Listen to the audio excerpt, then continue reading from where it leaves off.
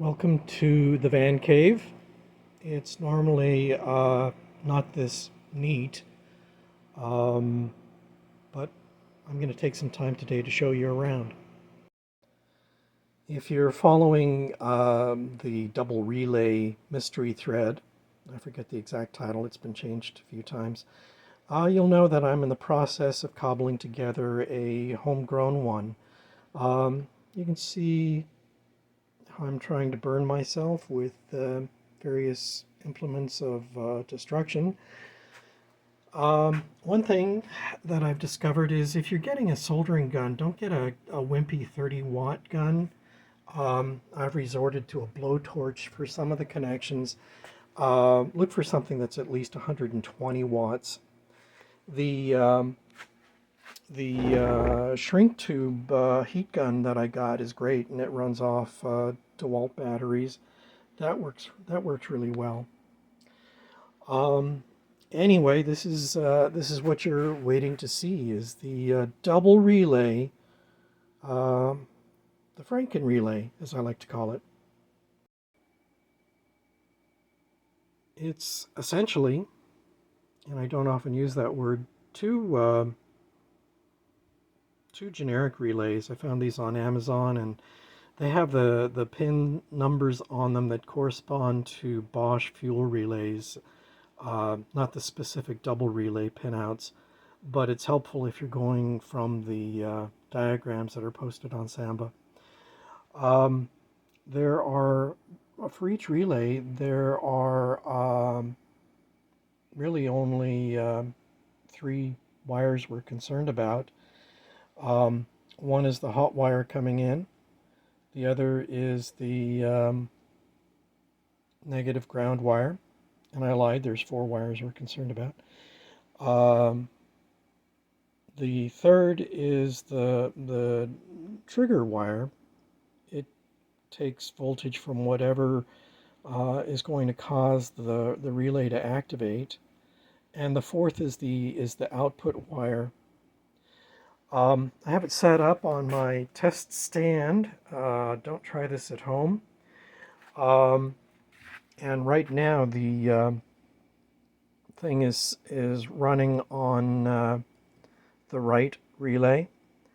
Um, you can see if I touch this to negative, it doesn't light up. How come? Oh, we have to touch to positive. Um, anyway, test light. Uh, so we're providing a signal, positive voltage, to the right side relay, and it's already turned on, and the output is via the blue wire that comes to these two green wires, and you can see that it's turned on. I almost touched those two together, which would have been bad. I do have an inline fuse, so that if I do short something out, it'll blow the fuse, but the fuses aren't cheap. You might have heard that click. Now there's no signal voltage coming in, so the output is now off. And if you're an astute observer, you'll notice that there's an extra yellow wire coming out that I cut off. That one is a feature of the relay. It's a double throw relay, so that when the relay is off, it powers this wire, but it's not actually used by the Volkswagen circuit. That's it. A couple more details. The circuit requires two diodes, and I put these in line. These are really thin, so they fit underneath the shrink wrap, the shrink insulation, heat shrink insulation. There's one there in between that point and that point, and these are the electronic version of a one-way valve. They allow the signal to come in um, and prevent any undesired output from coming through the other direction. They may not be necessary on this side, but on this side, uh, it helps because you've got multiple inputs. Any of these might be energized, and one of those goes to the coil, which can be providing its own output after the ignition is turned off, simply from de-energizing the coil. So in this ugly mess, there is a under one of these is a resistor, I believe it's this one, and under the other is the diode.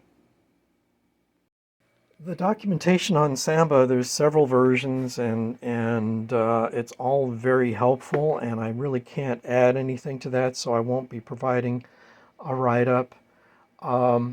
You can see some of the stuff that I got from Amazon to make this possible.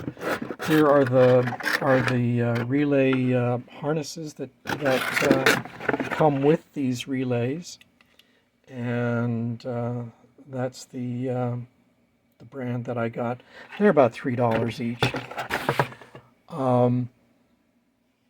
In addition, I got a pack of diodes and a pack of resistors. Here are the resistors. That's how they come. They're, less than a penny each.